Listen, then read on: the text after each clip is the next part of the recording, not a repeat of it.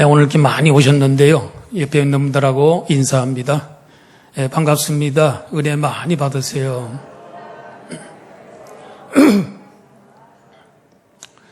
오래간만에 이렇게 많이 오셔서 자리를 거덕하게 채워주니까 너무너무 반갑고 즐겁고 감사합니다. 오늘은 하나님을 존중하는 자와 멸시하는 자라는 제목으로 말씀을 드립니다. 이 세상에는 두 종류의 사람이 있습니다. 하나님을 존중히 여기는 사람하고 하나님을 멸시하는 사람입니다. 어릴 때에 부모님의 신앙교육을 잘 받은 사람은 평생 동안 하나님을 존중히 여기는 삶을 살 수 있습니다.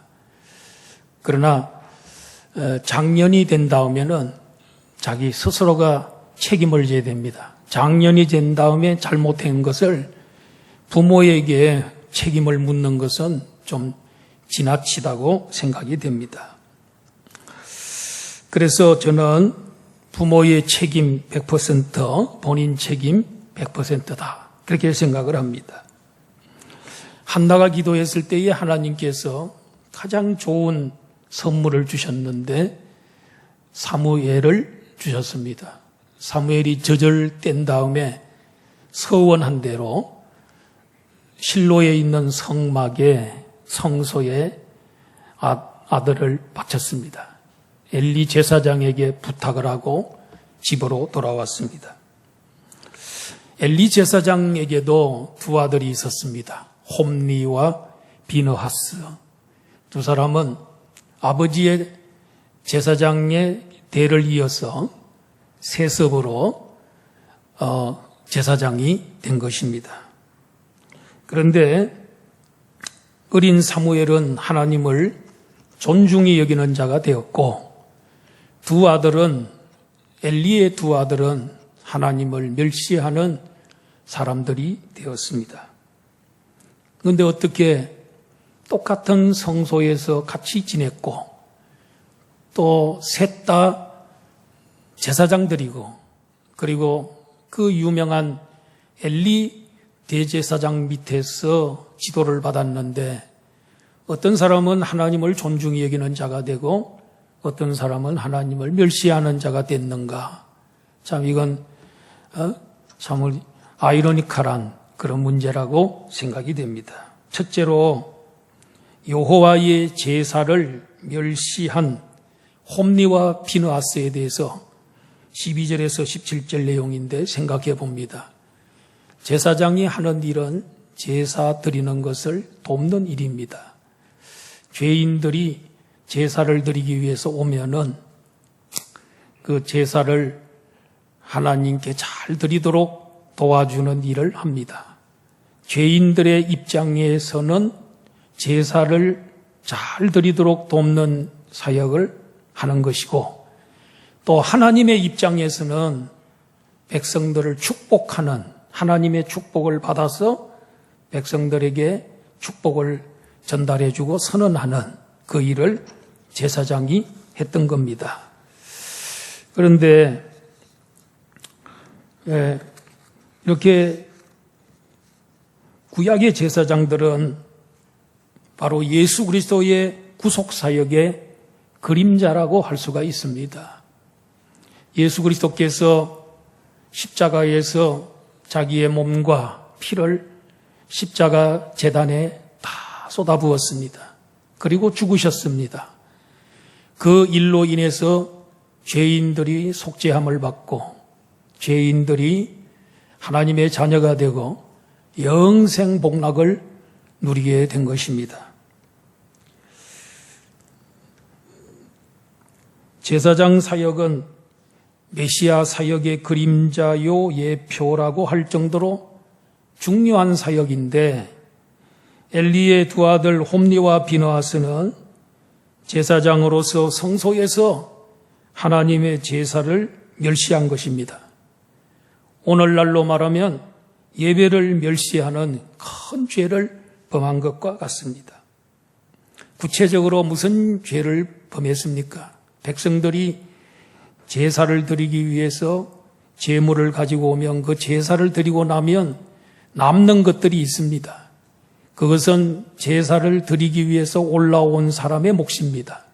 그걸 삶아가지고 그것을 또 가족과 함께 이렇게 이웃과 함께 이렇게 나눠 먹었는데, 이 두 제사장의 두 제사장이 사환을 시켜서 그 3살 갈고리, 쇠로 된 3살 갈고리를 가져가서 소치나 무슨 냄비, 또 가마 이런 곳에 있는 고기를 푹 찔러서 하여튼 찔려서 나오는 것은 제사장이 가져가는 겁니다. 제사를 드리기 위해서 며칠 걸어서 온 사람도 있습니다. 그 사람들이 그걸 가지고 먹고 이제 힘을 얻어서 집으로 돌아가야 되는데, 그것을 두 제사장이 갈취를 하고 그것을 빼앗아 오다시피 가져오는 것입니다. 가난한 백성의 양식을 착취한 것입니다. 그게 그들의 죄입니다. 그런가 하면은 태워서 드리는 제사의 제물에 기름이 있습니다. 동물의 기름은 참 맛있는 겁니다. 몸에서 제일 맛있는 게 기름 부분인데, 그 기름은 태워서 하나님에게만 바치도록 되어 있습니다. 하나님의 것입니다. 만약에 화제로 제사를 드릴 때 기름을 먹으면 하나님께서 그를 죽이신다 그랬습니다. 레위기 7장 22절에서 25절의 내용입니다. 이렇게 가장 맛있는 것, 이것을 하나님께 이제 드린다는 그런 의미가 있고, 하나님을 가장 사랑하고 우리 하나님을 가장 존경하는 의미에서 기름을 하나님의 것입니다.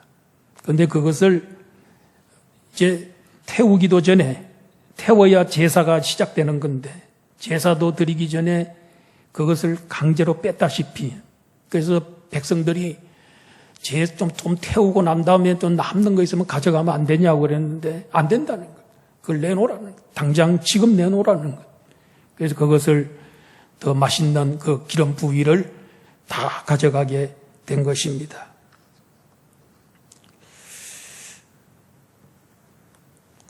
백성들은 그 먼 곳에서 하나님께 온전한 제사를 드리기 위해서 왔는데, 하나님께 좋은 제물을 드리지도 못하고 제사를 온전하게 드리지를 못했습니다.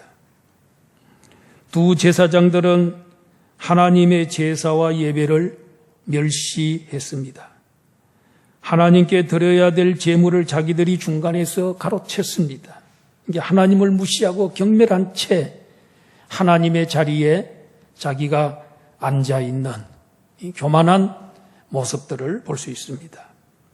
예수님은 예배를 드리는 사람은 영과 진리로 예배하라 그랬습니다. 그래야 하나님이 받으신다 했습니다. 영으로 드린다는 말은 성령이 충만한 가운데 성령이 주도하는 예배를 드리라는 말입니다. 진리 가운데 드리라는 것은 하나님 말씀에 입각한 그런 예배, 하나님 말씀에 명령하는 대로 제대로 드리는 예배를 말해요.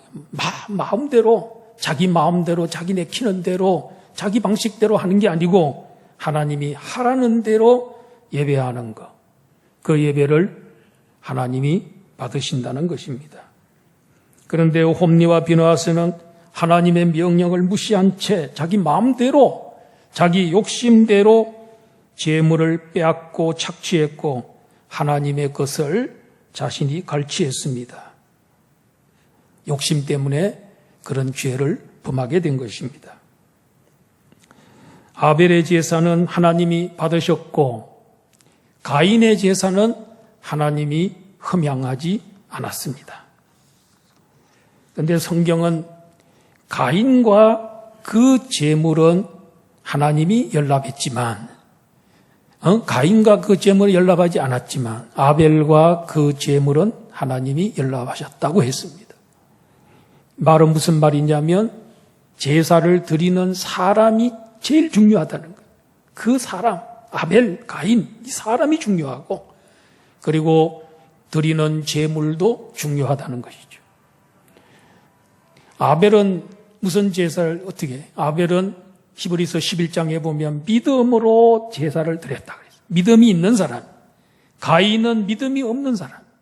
믿음이 없는 사람은 하나님을 사랑하지도 않고 경외하지도 않고 두려워하지도 않기 때문에 아무렇게나 제물도 아무렇게나 성의 없이 무성의한 그런 제물을 드리는 겁니다. 그런데 아벨은 믿음이 있는 사람이고 하나님을 두려워하고 경외하는 자였기 때문에 양의 첫 새끼를 정성껏 따듬어서 제물을 잘 준비해서 하나님 앞에 드렸더니 하나님이 흠양하신 것입니다. 가인은 농사를 짓는 자였는데 밭에 가서 곡식단 하나를 가져와서 그걸 하나님 앞에 제물로 드렸는데 무성의한 그런 제물이라고 볼 수가 있습니다. 사랑하는 성도 여러분, 우리들 중에도 부모님이 예수님 믿었기 때문에 태어나 보니까 믿는 집에서 태어났어요. 믿는 집 아이가 된 거예요. 모태신앙이지요. 모태신앙을 가졌기 때문에 교회에 나가게 되었고, 그런데 주님을 사랑하는 마음도 경외하는 마음도 없이 직분을 맡아서 습관적으로 일을 하고 있으며 하나님보다 다른 것에 더 욕심을 내며 살아가고 있는 그런 사람은 없습니까? 예배에 대해서 무관심 내지는 무성의하지는 않습니까? 겉으로 볼 때는 멋진 일꾼처럼 보이는데 영적으로나 내적으로는 외식과 가식으로 가득 찬 그 바리새인과 같은 그런 자리에 있지는 않는지 오늘 우리들 나를 점검해 보는 것이 중요합니다. 거기에 비해서 홈리와 비느하스에 비하여 아이 사무엘은 참으로 대조적인 인물이었습니다. 18절에 보니까 사무엘은 어렸을 때에 세마포 에봇을 입고 여호와 앞에서 섬겼더라. 여러분, 세마포 에봇을 입었다는 것은 제사장의 복장입니다. 이 사무엘은 레위 지파 소속입니다. 전에 제가 에브라임 이런 얘기를 좀 했는데 잘못 얘기한 것 같습니다. 레위 지파 소속입니다. 그렇기 때문에 제사장 그 지파 소속입니다. 그래서 어릴 때 에봇을 입게 된 것입니다. 그리고 어렸지만은 여호와 앞에서 섬겼더라고 했습니다. 그 말은 뭡니까? 나는 항상 여호와 앞에 서 있다. 하나님께서 나를 항상 보고 계신다 하는 신전의식. 무슨 말이에요? 신전의식이 뭐겠습니까? 하나님께서 하나님 앞에 나는 서 있는 존재다. 하나님이 나를 항상 보고 계신다는 신전의식이 중요합니다. 그런 의식으로 살았다는 것이죠. 그리고 이 사무엘 선지자는 하나님 앞에 최고의 제물을 바쳤습니다. 다른 사람들은 비둘기나 양이나 염소나 좀 부자들은 소를 하나님께 제물로 바쳤습니다. 그런데 이 사무엘 선지자는 그것들보다도, 물론 그것도 바쳤지만 그것들보다도 더 귀한 제물, 그걸 바쳤습니다. 자신의 몸을 바쳤습니다. 자신의 생애를 바쳤습니다. 그리고 자신의 육체를 하나님 제사장으로, 나시린으로 하나님 앞에 드린 겁니다. 로마서 12장 1절에 보니까 그러므로 형제들아 내가 하나님의 모든 자비하심으로 너희를 권하노니 너희 몸을 하나님이 기뻐하시는 거룩한 산제사로 드리라. 이는 너희의 드릴 영적 예배니라. 하나님께서 기뻐하는 제물이 너희 몸을 하나님 앞에 제물로 드리는 것. 일생을 하나님 앞에 헌신하는 것. 사무엘처럼 저절되자마자 하나님 앞에 그의 일생 전체를 이 몸통은 떼어놓고 꼬리 부분만 드리는 게 아니에요. 그냥 머리부터 몸통 부분 그리고 꼬리 부분까지 통째로 하나님 앞에 다 드리는 거. 그렇게 되면 오랫도록 사역을 할 수 있고 하나님께서 전부를 드리는 것을 기뻐하시는 거예요. 우리 하나님께는 드릴 때 방법이 모든 걸 드려요. 마음을 다하고 뜻을 다하고 목숨을 다하여 주 너의 하나님을 사랑하라 그랬지.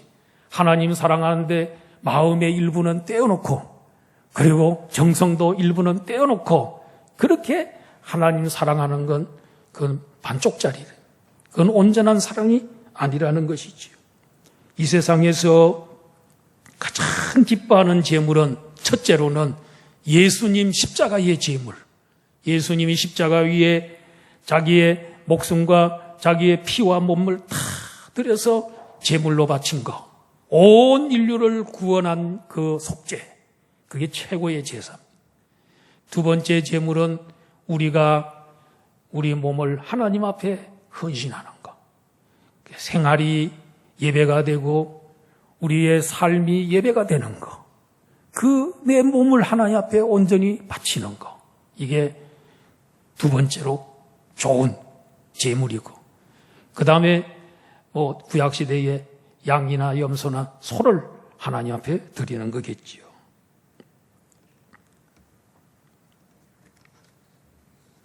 어린 사무엘은 성막에서 여호와 앞에서 섬겼습니다. 그의 어머니와 아버지가 매년 드리는 제사를 위해 성소에 올라올 때마다 작은 겉옷을 지어다가 입혀주었습니다. 엘리 제사장이 그 부모님들이 하는 정성, 어린 젖을 떼자마자 하나님 앞에 성막에 갖다 바치면 그 얼마나 애석하겠어요. 얼마나 보고 싶겠어요. 얼마나 참 이 어머니의 마음이 애잔하겠어요. 그런데도 그런 기색이 하나도 없이 아이를 젖대자마자 바로 갖다 바치고 그리고 정성을 다해서 기은제 나와서 기쁜 마음으로 아이를 바친 것 때문에 후회하거나 그런 게 아니고 기쁜 마음으로 와서 옷을 지어주고 더 기뻐하고 감사하고 찬양하는 그런 모습을 보면서 엘리 제사장 마음에 감동이 왔습니다. 이 집을 축복해야 되겠구나. 저 하나밖에 없는 아들을 기도해서 얻은 아들을 하나님 앞에 바쳤는데 지금 저 집에 아직 사무엘을 대신해서 기쁘게 해줄 자녀들이 없는데 하나님께서 축복해 주시기를 원한다. 태의 문을 더 열어줄 줄로 믿는다 하고 축복해 줬어요. 하나님의 심정을 가지고 하나님의 마음으로 축복을 해줬어요. 그랬더니 그날부터 집에 가가지고 애들을 쫙 쑥쑥 놓는데 3남 2녀를 더 낳았다 그랬어요. 총 6남매를 낳게 돼요. 한 아들을 하나님 앞에 바쳤더니 이 말이에요.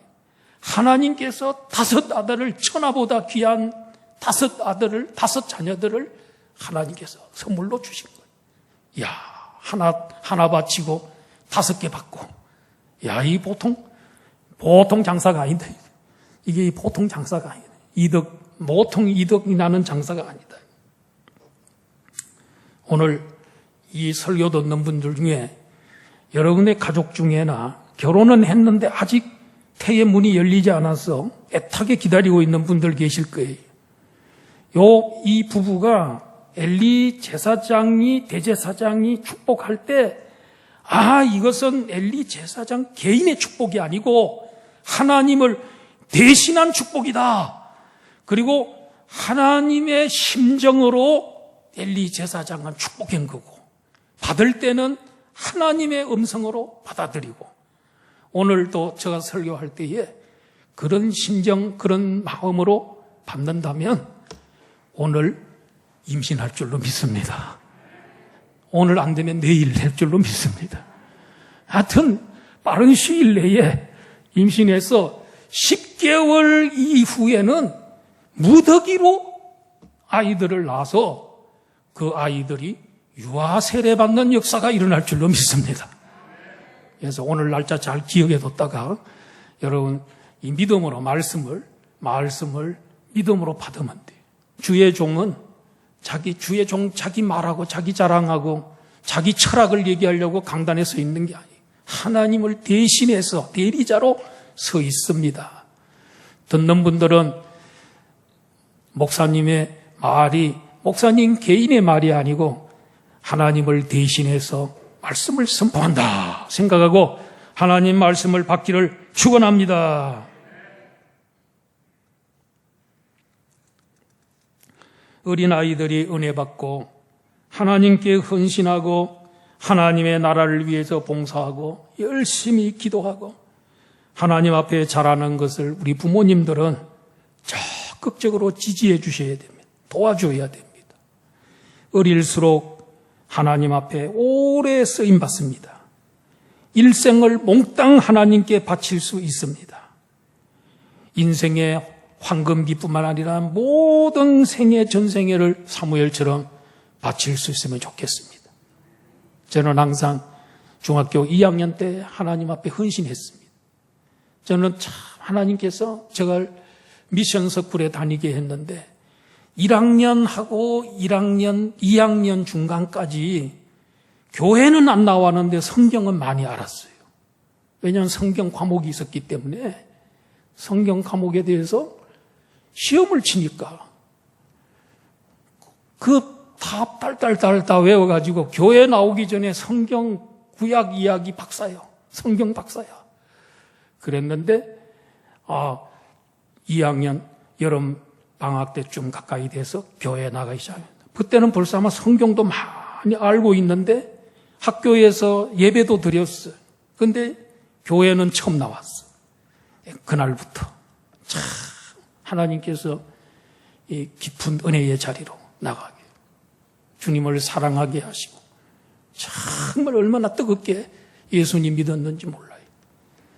그런데 내 생각은 이 모태신앙이었으면 더 좋았을 건데 하는 그게 좀 아쉬워요. 몸통 머리 부분이 조금 잘렸어요. 나는. 그런데 그때부터 믿었더라면 얼마나 좋겠나 하는 그런 생각을 늘 하게 됩니다. 어린 시절에 열심히 아이들이 교회 열심히 내고 열심히 기도하고 하나님 말씀 읽고 그렇게 하는 거 절대로 여러분 만류하지 마시고요. 하여튼 내버려 두세요. 그럼 하나님께서요 때가 되어서 공부도 하게 하고 하나님이 은혜 주시면 좋은 직장도 들어가게 하고 결혼도 잘하게 하고 이럴 때 다른 교회 가서 설교하면 아멘이 막 쏟아져 나오는데 결혼도 잘하게 하시고 또 직장도 좋은 직장 만나게 하시고 취업도 잘 되고 돈도 많이 벌게 하시고 여러분 다 하나님을 위해서 헌신하면 하나님이 알아서 먹여주시고 하나님이 형통하게 해주시고 하나님이 잘되게 할 줄로 믿습니다. 우리 하나님 의리가 있는 하나님 아닙니까? 우리 하나님 의리가 있어요. 의리. 주님을 위해서 헌신하면 굶기겠습니까? 의인의 자식들을 굶기는 법이 없다 그랬어요. 아세요? 주의 종들의 자녀들은 잘 된다고. 주를 위해서 헌신한 주의 일꾼들의 자녀들은 잘 될 줄로 믿습니다. 목회자들 보면은 부모님이 잘해서 복받은 목회자들은요, 따라갈 수가 없어요. 하나님이 축복하는 사람을 못 따라가요. 노력해서 못 따라가요. 그 놀라운 거예요. 두 번째로는 두 아들의 죄를 막지 못한 엘리 제사장에 대해서 22절에서 26절에 말씀을 드립니다. 엘리 제사장이 매우 늙었을 때에 홈리와 비느하스가 그때까지도 제사를 멸시하는 죄를 범하고 있었고 해망문에서 수종도난 여자들과 동침하였다고 했습니다. 이 소식이 백성들에게 퍼져나갔어요. 그 백성들로부터 아버지가 엘리 제사장이 그 소식을 듣게 됐습니다. 두 아들을 불러가지고 그들에게 꾸지람을 합니다. 내 아들들아 그리하지 말라. 내게 들리는 소문이 좋지 아니하니 너희가 여호와의 백성으로 범죄하게 하는도다. 그러나 그들이 자기 아버지의 말을 듣지 아니하였다고 했습니다. 만약에 그때까지 아버지가 책망할 때 그때라도 그 아들들이 그 이야기를 듣고 진짜 잘못했구나. 내가 이렇게 하면 안 되겠구나. 백성들에게 원성을 들어서는 안 되겠구나 생각을 하고 통해 자복하고 죄의 길에서 돌이키고 회개에 합당한 열매를 맺었더라면 하나님께서 정말 그를 용서해 주시고 정말 그를 불쌍히 여겼을 거예요. 그런데 그 아버지의 이야기를 듣지 않았습니다. 여러분, 이 아수르의 수도 니느웨 사람들 악독이 가득한, 얼마나 악독이 가득한, 하나님께서 40일 후에 멸하려고 요나 선지자를 보내서 경고하게 하시죠. 요나 선지자의 하루 전도 그 듣고 회개를 외쳤을 때 그걸 듣고 임금으로부터 백성들까지, 아이들까지, 심지어는 짐승들까지도 다 베옷을 입히고 금식하고 회개했습니다. 그랬더니 하나님께서 그들 뜻을 돌이켜서, 멸망시키려고 했던 그들을 뜻을 돌이켜서 용서해 주셔서 여러분 약 150년 동안 연장시켜주셨어요. 하나님 멸망을 40일 후에 멸망시키고 있는데 149년 정도, 약 150년을 연장시켜줬다니. 아수르가 존속하도록 해줬다니까. 회개가 이렇게 중요한 겁니다. 회개하면 하나님께서 무슨 죄를 지었더라도 용서해 주는 줄 믿습니다. 그래서 니느웨의 성에 12만 명이 하나님 앞으로 돌아오고 회개하는, 구원받는 역사가 일어났습니다. 그런데 하물며 제사장들이야 회개하면 하나님께서 왜 용서해 주지 않겠습니까? 나이 많은 늙은 노인의 잔소리로 생각했던 것이면 결국은 그들은 믿음이 없었고 하나님을 두려워하는 마음이 없었기에 제사장의 말을 하나님의 말씀으로 받아들이지를 못했던 것입니다.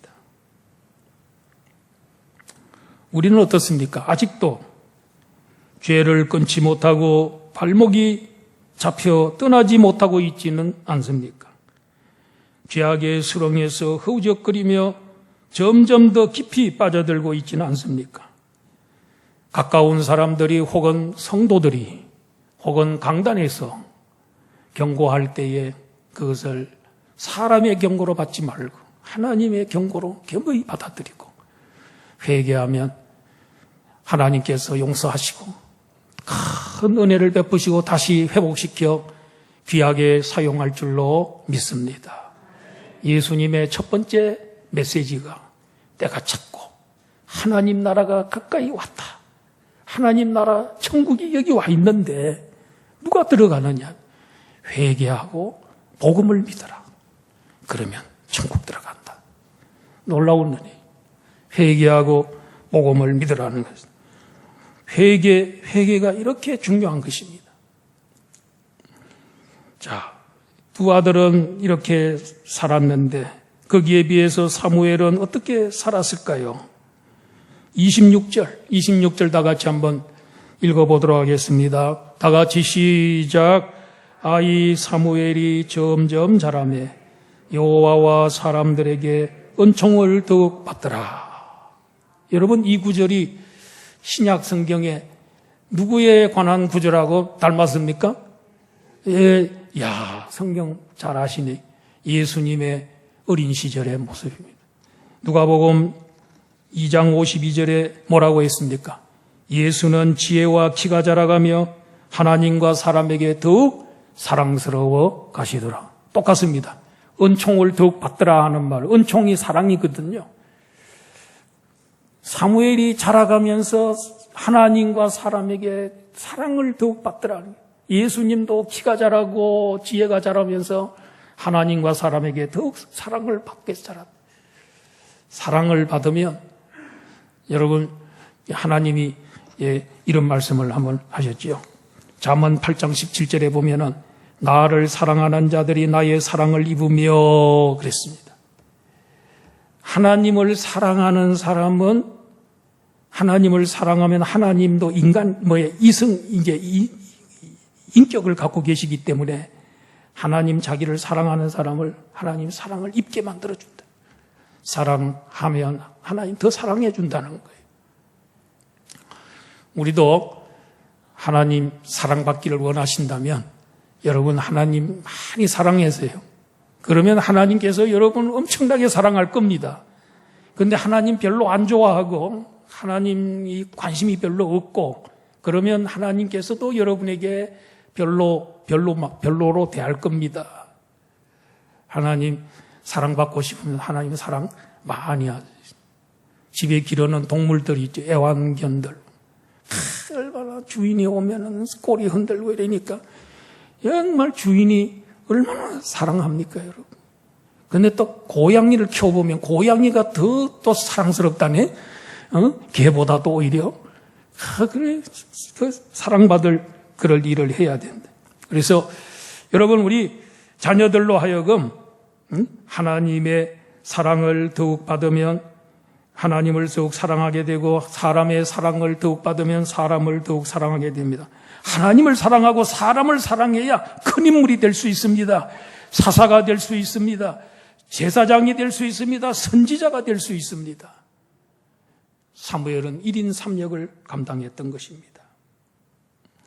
이 아버지 엘리가 정말 정말 큰일 났다 그러면 안 된다 이런 정도가 되지 말고 두 아들로 하여금 죄를 완전히 꺾어버리도록 완전히 손을 떼도록 죄의 길에서 돌이키도록 회개에 합당한 열매를 맺도록 끝까지 대시를 해야 되는데 그렇게 못한 게 아버지의 큰 실책이었습니다. 실제로 하나님보다 자신의 아들들을 더 귀하게 여겼습니다.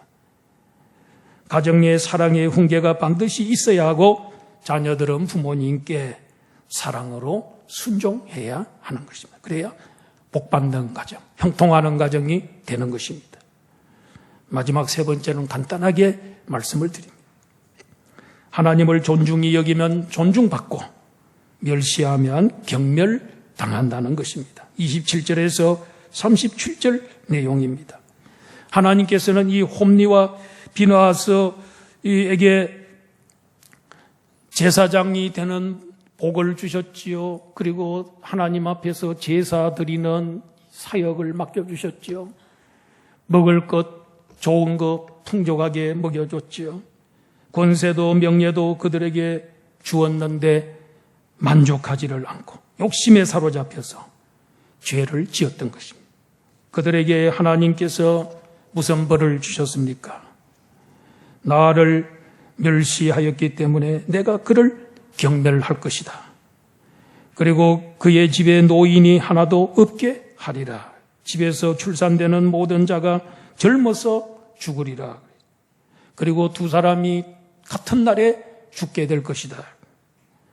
남들은 복을 받고 있는데 너는 환난을 볼 것이다. 이게 회개하지 않은 그들을 향한 하나님의 벌입니다. 그러나 반면에 하나님을 존중히 여긴 사무엘에게 하나님이 어떤 복을 주셨습니까? 35절의 복입니다. 중요합니다.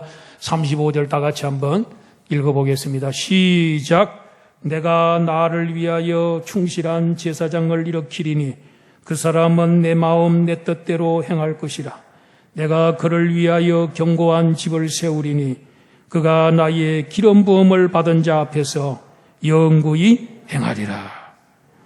여기에 내가 나를 위하여 충실한 제사장을 일으킨다는 것은 사무엘을 말하는 것이죠. 충실한 제사장이 되게 하겠다. 그 사람은 내 마음 내 뜻대로 행할 것이다. 그리고 내가 그를 위하여 견고한 집을 세워주겠다. 그리고 나의 기름 부음 받은 자 앞에서 영구히 행하리라. 이 사람은 두 왕을 기름을 부어 왕으로 삼았습니다. 두 사람. 누굽니까? 이스라엘의 초대왕 사울 기름을 부어서 왕으로 삼. 2대 왕 다윗에게도 기름을 부어서 왕을 삼았습니다. 참 얼마나 위대한 하나님의 종입니까? 결론을 맺습니다. 하나님은 자신을 존중히 여기는 자를 존중히 여기는 것입니다. 그러나 하나님께서는 하나님을 멸시하는 자를 경멸히 여기신다고 했습니다. 우리 성도님들은 이미 하나님의 은혜를 받고 우리 모두 다 구원받았기 때문에 우리 하나님을 존중히 여기시고 우리 하나님을 지극히 높여서 하나님께서 높여주시고 형통하는 성도가 사무엘처럼 복받는 성도들이 되기를 주의 이름으로 축원합니다.